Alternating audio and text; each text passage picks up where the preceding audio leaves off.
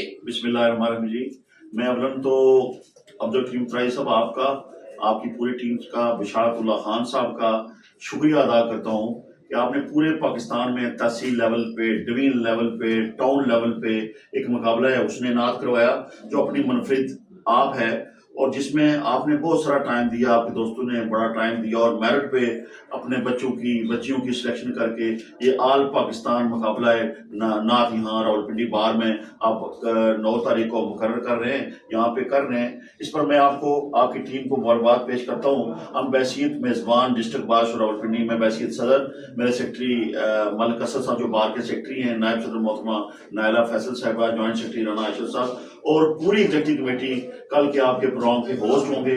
आपने जिस जिम्मेदारी का मुजाहरा, जो जिम्मेदारी हम पे लगाई है, हम कोशिश करेंगे कि पाकिस्तान भर से, गिलगित से, बल्तिस्तान से, कश्मीर से, कुर्ब जवार से जो लोग हमारे बच्चे और बच्चियां यहाँ रावलपिंडी बार में सुबह 9 बजे तशरीफ लाएंगे, उससे पहले तशरीफ लाएंगे, हम उन सब का इस्तेमाल करेंगे।